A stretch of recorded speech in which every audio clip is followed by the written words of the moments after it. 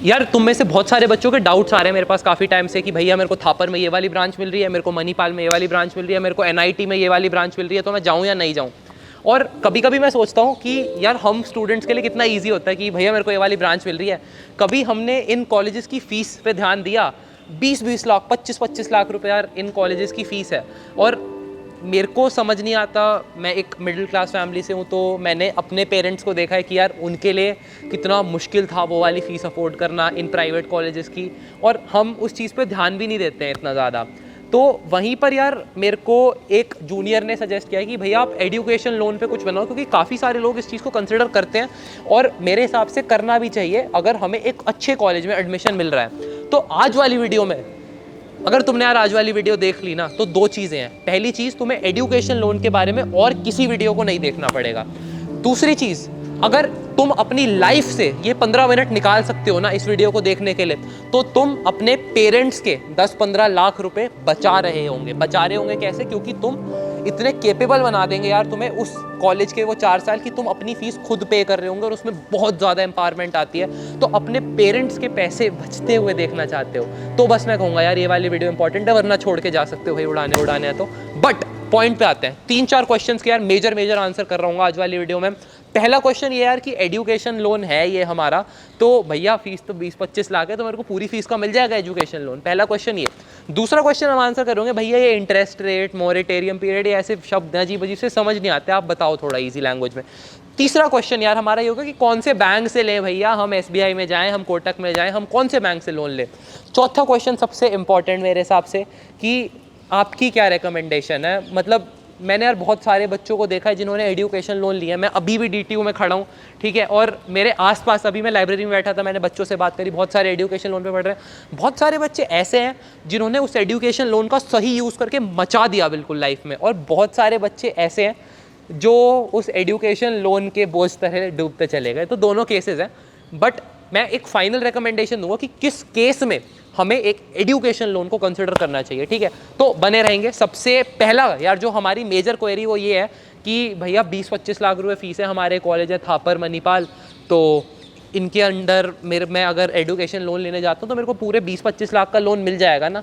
मैं कहता हूँ नहीं मिलेगा। लोन का जो यार अमाउंट होता है वो बहुत सारी चीज़ों पर डिपेंड करेगा जब तुम अपने उस बैंक वाले बंदे के साथ जाके बैठोगे, बट जनरली ये देखा गया 4-5 लाख रुपए से लेके 8-9 लाख रुपए तक के मैक्सिमम लोन हमें मिल रहे होते हैं। तो अगर तुम इन कॉलेजेस में जाने की सोच रहे हो तो वो क्वेश्चन डालने से पहले कि भैया मैं इस कॉलेज में जाऊं, पहले ये देखो, अपने पेरेंट्स के साथ बैठ के ये फाइनेंसेस डिस्कस करो कि यार वो इस चीज़ को अफोर्ड कर भी सकते हैं या नहीं। क्योंकि यार अगर हम नहीं सोचेंगे हमारे पेरेंट्स के बारे में तो कौन सोचेगा, ठीक है। एक और इंपॉर्टेंट चीज़ यार, जब हम कॉलेज में प्रोसेस करवाने जाएंगे तो जो पहली पेमेंट होती है, जैसे काउंसलिंग की फ़ीस होती है, हम यहाँ भी आरओडी में हमारी होती है, ठीक है, जो काउंसलिंग होती है उसमें हमें 1-2 लाख रुपए का टोकन अमाउंट देना होता है।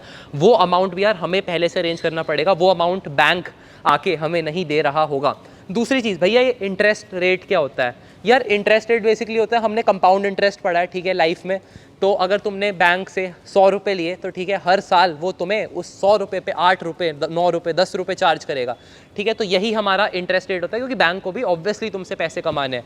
और इंटरेस्ट रेट तुम्हारा डे 1 से चालू हो जाता है। जिस दिन तुम कॉलेज में घुसे उस दिन से तुम्हारा ये इंटरेस्ट रेट बिल्कुल चालू हो जाता है लगना। तो ऑब्वियसली अगर तुम्हारे कॉलेज की फीस 10 लाख है तो you may and up paying 12 lakh, 13 lakh after 4-5 साल जब तुम उस लोन को भरोगे। तो ये चीज़ भी यार हमारे लिए समझनी इंपॉर्टेंट है। ये इंटरेस्ट रेट कितना होता है भैया?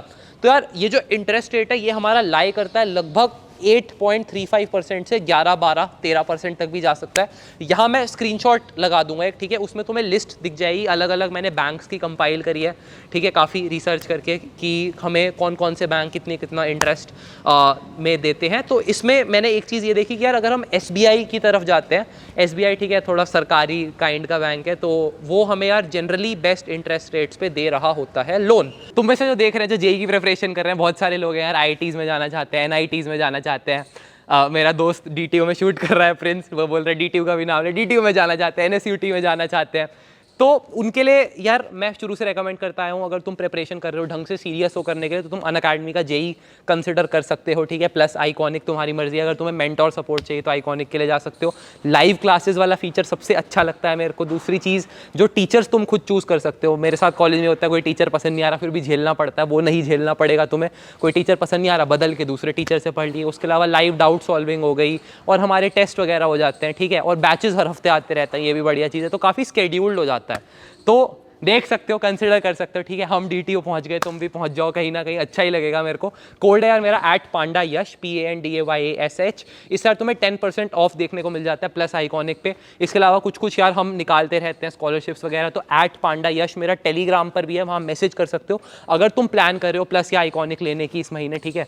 तो मेरे को बता देना, जो भी मैक्सिमम हो पाएगा यार वो मैं तुम्हारे लिए करवाने की कोशिश करूँगा, इसी चैनल के थ्रू। जो आ रहा है यार इसी चैनल से आ रहा है, और वही हम इन चीज़ों में लगा रहे हैं, ठीक है। अब मॉरेटोरियम पीरियड है, एक चीज़ ये क्या होता है भैया, यार हमने 4 साल, ठीक है, हमने बीटेक की पढ़ाई करी या जो भी हमने पढ़ाई करी, उसके बाद अब पक्का तो नहीं है ना कि यार हमें जॉब मिल जाएगी, ठीक है। अगर हमें जॉब नहीं मिलती है तो उसमें एक ऑप्शन होता है कि तुम 1 या 2 साल बाद अपनी डिग्री के कंप्लीशन के लोन की किस्तें भरना शुरू कर सकते हो, ठीक है। तो 4 साल की डिग्री है, तो मे बी तुम 6 साल के बाद अपनी इंस्टॉलमेंट्स भरना शुरू कर सकते हो। ऑब्वियसली इंटरेस्ट पूरे पीरियड पे लगेगा, बट ये वाली भी एक चीज़ हमें ध्यान में रखनी होगी। IIT बिट्स, NIT, ठीक है, उसके अलावा IIITs में, जादवपुर में, DTU, NSUT, ये सारे जो कॉलेज है, अगर इसमें तुम्हारा एडमिशन होता है तो उस केस में इंटरेस्ट रेट तुमसे कम चार्ज किया जाता है, क्योंकि इन्हें कसम पता है कि यार ये बंदा तो लोन चुका ही देगा।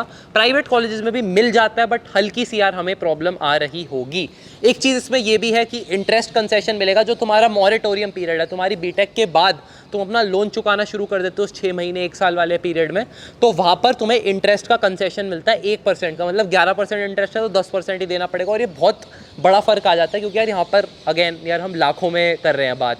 इसके अलावा एक इंटरेस्ट सब्सिडी भी मिलती है। अगर तुम्हारी पेरेंटल इनकम 4.5 लाख रुपए साल से कम है, तो गवर्नमेंट तुम्हें इंटरेस्ट पे सब्सिडी भी देती है कि यार ऑलरेडी मतलब इतनी अच्छी हमारी फाइनेंशियल कंडीशन नहीं है, तो कोई ऐसी दिक्कत की बात नहीं है, हम थोड़ा सा और इंटरेस्ट कम कर देंगे इन लोगों के लिए। तो यार ये ना छोटी छोटी चीज़ें हैं जो शायद तुम्हारे पेरेंट्स को नहीं पता होंगी, बट हमें ही समहाउ यार मेरे को लगता है कि हमें कोशिश करनी चाहिए कि हम जितने ज़्यादा बचा सके अपने पेरेंट्स के पैसे। हम एम्पावर्ड हैं, हम चीज़ें जानते हैं आज की डेट में, हम रिसर्च कर सकते हैं, तो उसको करके अगर हम बचा सकें, ठीक है, तो इस वीडियो ने तुम्हारे यार हज़ारों लाखों रुपए ऑलरेडी मतलब बचा लिए। जनरली स्पीकिंग यार देखो, मेरे दोस्तों का एक्सपीरियंस इतना अच्छा नहीं रहा है लोन्स को लेके।